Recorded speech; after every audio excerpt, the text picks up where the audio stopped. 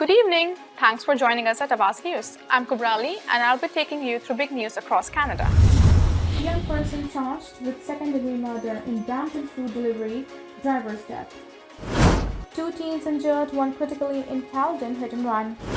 Winning ticket for $40 million Lotto Max jackpot was sold online. OLG. Additional suspect photos released in University of Toronto voyeurism investigation. 2 people dead in Rainbow Bridge vehicle explosion, multiple reports. Police patrols stepped up in Toronto and at Pearson Airport following deadly Rainbow Bridge explosion.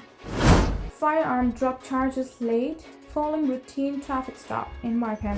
Those were the headlines, and now let's jump through the details. Officers from York Regional Police laid several drug and firearm-related charges following a routine traffic stop in Markham on Monday. Police said they pulled over white Ford Edge on Cochrane Drive at approximately 2 a.m. on Monday due to expired license plates. Officers allegedly saw open liquor and cannabis in the vehicle. A subsequent search resulted in the seizure of a loaded Glock 40 caliber handgun and an unspecified quantity of drugs. Takesha Dallas, 29, of Georgetown, and Trey Anthony Sands, 25, of Whitby, have been arrested. Their charges include possession of a controlled substance for purposes of trafficking, transporting, and prohibited a firearm, and the unauthorized possession of a firearm in the vehicle. Sands was already on a firearms prohibition at the time of these alleged offenses, police say. Anyone with further information about this incident is asked to contact York Regional Police. The winner of Tuesday's $40 million Lotto Max jackpot purchased their ticket online, according to the Ontario Lottery and Gaming Corporation. Someone in Ontario with an OLG.ca account found a big surprise in their inbox this morning, the Crown Corporation said in a news release issued Wednesday. The winner has not yet claimed their prize, but will be identified once they do so, the OLG said. Tuesday's winning numbers are 07, 13, 30, 34, 37, 38, and 42, bonus 35. Lotto Max tickets cost $5 per play, and players receive 3 sets of 7 numbers ranging from 1 to 50. Tuesday's $40 million ticket matches all 7 winning numbers in any one of those sets. The winner has exactly 1 year from the draw date to claim their prize, according to the OLG. In August, the OLG said a winning ticket worth $70 million, Lotto Max, was never claimed. It was declared the biggest unclaimed lottery ticket in Canadian history. If a winning ticket is not claimed, the winnings are returned to the lottery prize pool. The next Lotto Max jackpot is an estimated $10 million, and draw will take place on November 24th.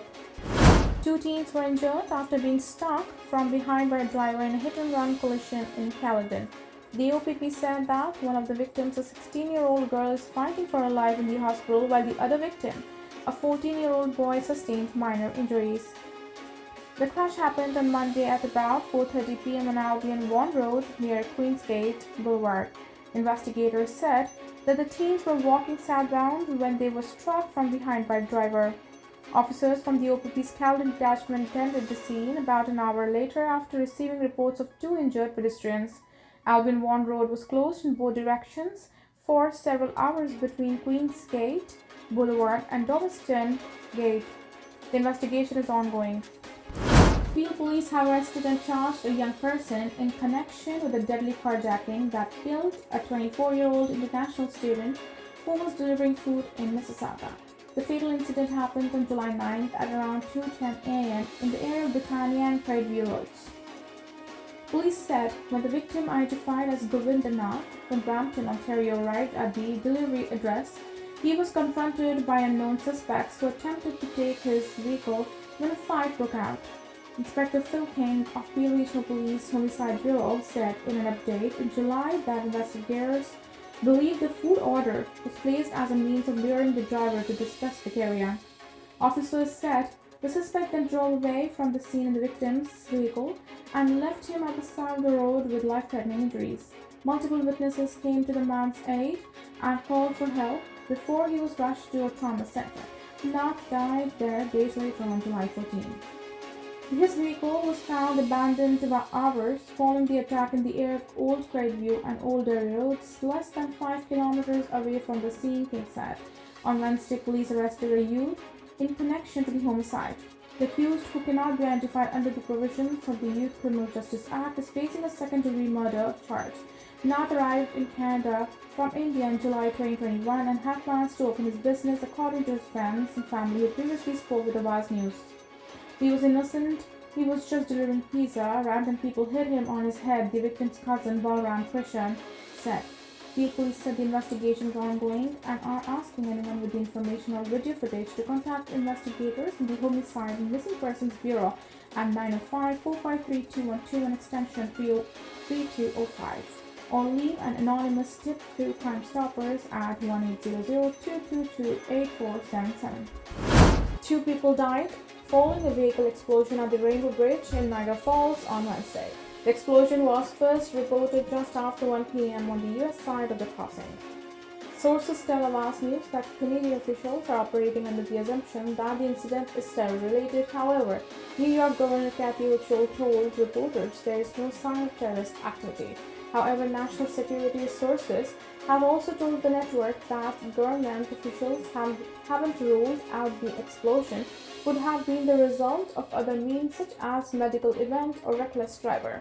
Officials initially closed the Rainbow Bridge and 3 other Niagara border crossings.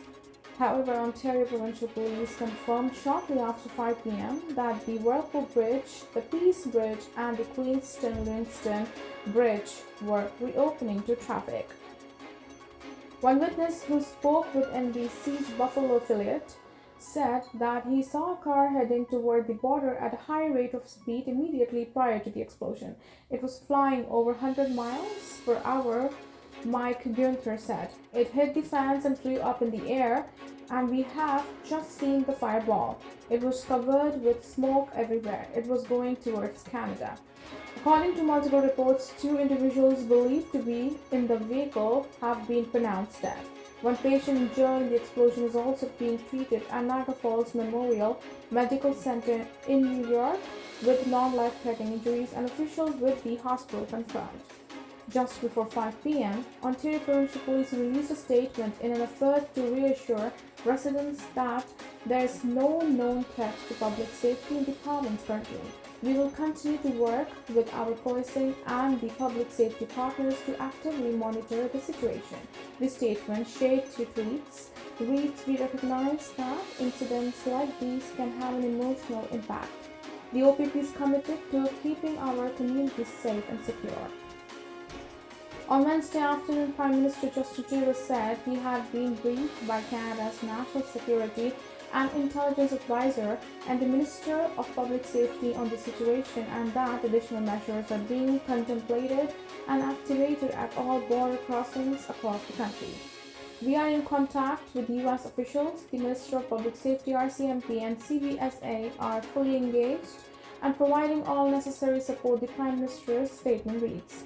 Ontario Premier Doug Ford also confirmed he had been briefed and that provincial law enforcement is assessing the situation. Toronto police have released new photos in connection with that ongoing voyeurism investigation at the University of Toronto's downtown campus. Police say that U of T campus police received 7 reports of voyeurism in the area of Spadina Avenue and Wilcox Street between July and October. It is alleged that a man loitered inside women's washrooms and gender-neutral showers. In some of the alleged incidents, police say the suspect placed a cell phone underneath the stalls, recording the victims.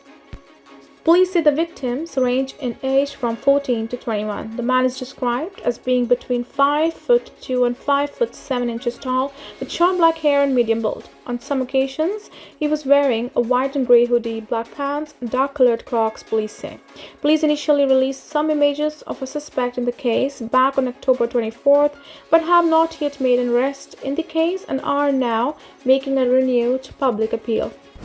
People in Greater Toronto Area will notice more uniformed police officers in their communities and at Pearson International Airport after a deadly vehicle explosion on the east side of the Rainbow Bridge on Wednesday afternoon. In a post on Twitter, the Toronto Police Service said that they will be increasing directed patrols of uniformed officers throughout the city as a result of the incident. Police told Awaz News that they would not be providing details as to the locations where those officers will be patrolling. They did, however, said that they are taking this step as a precautionary measure and do not believe that there are any known threats for Toronto. In a follow-up tweet, Toronto Police Chief Myron Demkiel said service is working with national and provincial law enforcement to ensure coordination and information sharing. Lines of communication between law enforcement agencies are open and active, he wrote in a post on Twitter. Officials have also conveyed to police forces they should up their presence at likely terror targets, sources have told Awaz News. Pearson International Airport is also keeping a close eye on the situation that is unfolding south of the border and has requested an additional police presence at the airport, a spokesperson said. Peel Regional Police has confirmed that they have deployed additional officers to the airport as they monitor the situation and communicate with partner agencies. Sources tell Awaz News that Canadian officials are operating under the assumption that the Rainbow Bridge incident is terror-related. Multiple Niagara region border crossings have been closed as a result, including the Rainbow Bridge, the Peace Bridge, the Whirlpool Bridge, and the Queenston-Langston Bridge. This was all from us today. I'm Kubra Ali, and I'll see you back tomorrow, same time, same channel. Have a good night.